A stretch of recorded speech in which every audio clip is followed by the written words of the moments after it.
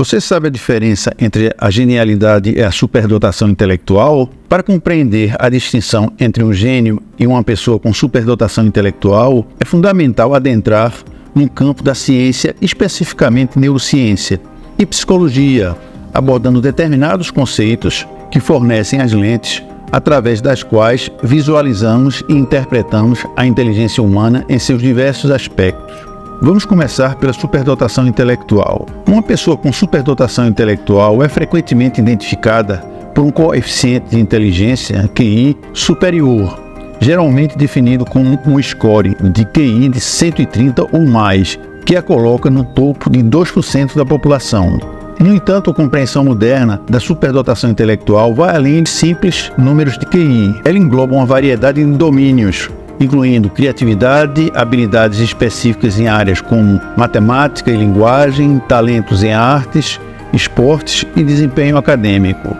Antes de abordarmos os conceitos de superdotação intelectual e genialidade, é fundamental entendermos do que se trata o QI. Mas afinal, qual é a definição de QI? O coeficiente de inteligência, ou QI, é uma medida que busca quantificar a inteligência humana através de testes padronizados.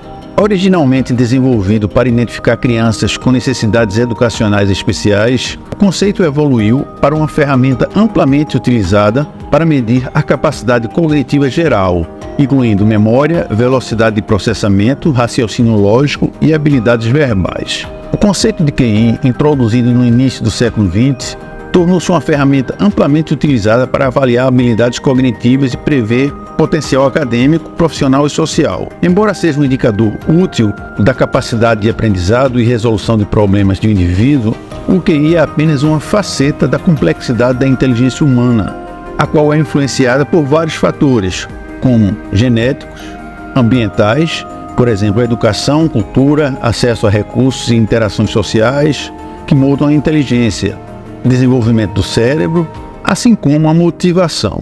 Neste sentido, foram elaborados vários testes de QI utilizados globalmente para avaliar a inteligência humana.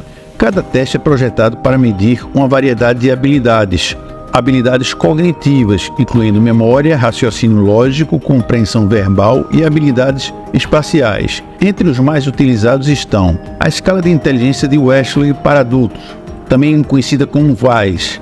É a mais utilizada atualmente para adultos. Foi desenvolvida por David Wechsler e é atualizada periodicamente para refletir as normas culturais e educacionais.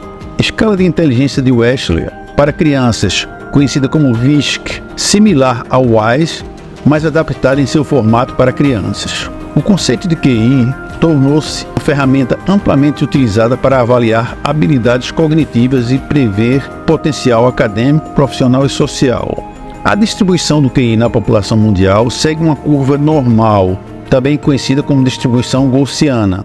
Esta curva é simétrica e significa que a maioria das pessoas, cerca de 68%, tem um QI que cai dentro de um desvio padrão da média, que é tipicamente definida como 100. Aproximadamente 95% da população cai dentro de dois desvios padrão da média, no intervalo de QI entre 70 e 130. Desta forma, a distribuição do QI na população mundial é classificada da seguinte maneira: muito abaixo da média, QI menor que 70, cerca de 2,2% da população. Abaixo da média, QI entre 70 e 85, representa aproximadamente 13,6% da população.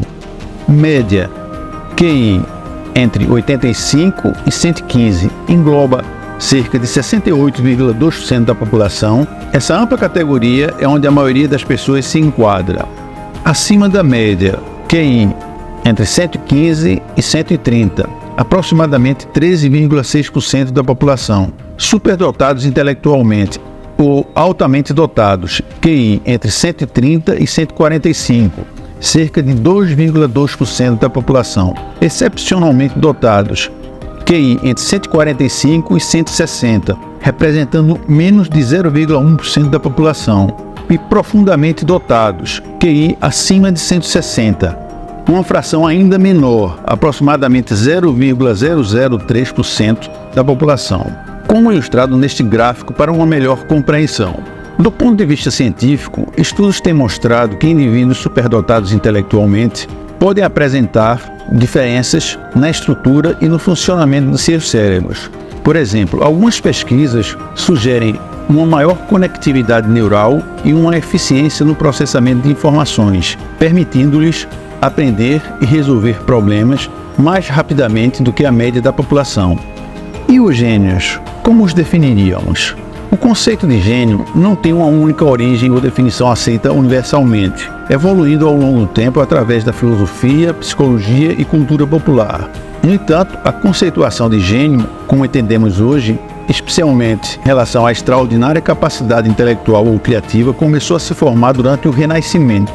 A psicologia começou a estudar sistematicamente a inteligência e o gênio no final do século XIX e início do século XX. Desde então, a concepção de gênio continuou a evoluir, abrangendo não apenas a inteligência superior, mas também a criatividade excepcional, a paixão e a capacidade de influenciar de forma significativa o curso do pensamento humano ou artístico. Hoje a discussão sobre gênio envolve uma gama de disciplinas, incluindo psicologia, neurociência e estudos culturais, cada uma contribuindo com perspectivas únicas sobre o que faz uma pessoa ser considerada um gênio. O termo gênio é menos definido em termos de critérios estritos e frequentemente envolve uma combinação de alta inteligência, criatividade excepcional e realizações que impactam um campo de estudo ou prática. Um gênio não é apenas alguém que sabe muito ou tem um QI muito alto. É uma pessoa cuja obra cria um avanço fundamental ou transforma nossa compreensão em uma determinada área. Gênios muitas vezes têm a capacidade de ver conexões ou associações onde outros não veem. Atualmente, o funcionamento cerebral do gênio é extremamente complexo e menos entendido. Embora esses indivíduos possam compartilhar algumas características cerebrais com pessoas superdotadas, com eficiência no processamento neural, a verdadeira essência de ser um gênio pode também residir na singularidade de como seus cérebros funcionam de maneira inovadora e criativa. Dessa forma, quais são as diferenças chaves entre uma pessoa superdotada intelectualmente e uma pessoa genial?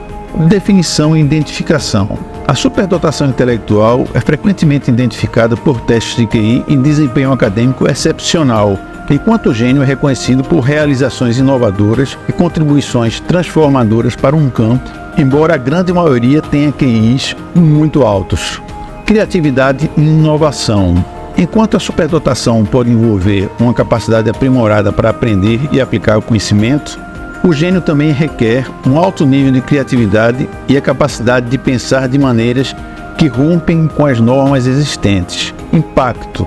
A distinção final pode vir do impacto.